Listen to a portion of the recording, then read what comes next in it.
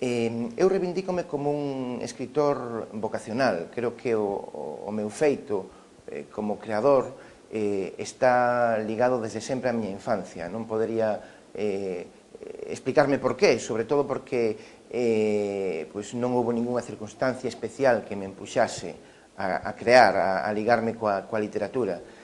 Por eso creo profundamente nos escritores vocacionais, que é o que a min me tocou ser. Non sei se por algún agochado destino ou por algunha agochada razón que, sen dúbida ninguna, ten que ver coa sensibilidade, por lo menos no meu caso ten que ver coa sensibilidade ligada á palabra escrita, non?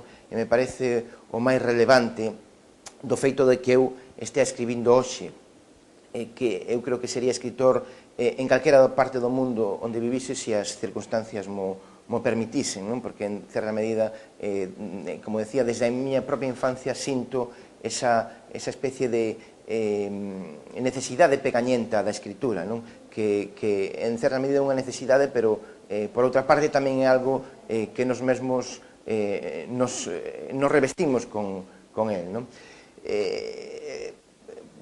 Ao cabo do tempo, creo que a escrita me deu, sobre todo, unha forma de, ou significou para min unha forma de estar no mundo, unha forma tamén de comportarme diante do mundo e tamén de ver e interpretar o mundo, analizalo.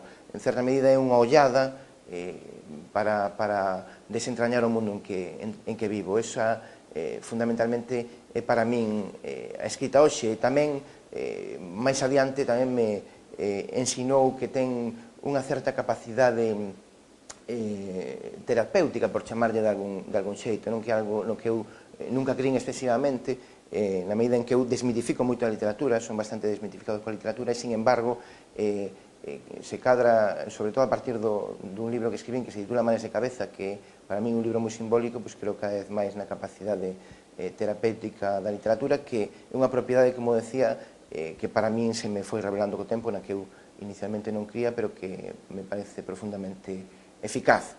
En todo caso, creo que esta forma de ver o mundo desde a escrita me aporta, ou aporto eu tamén a ela, unha certa penetración nas cousas distinta, que me vai guiando a través da miña propia subxectividade revolucionaria, porque, en definitiva, a subxectividade dos escritores, dos creadores é revolucionaria, como escritor, como creador.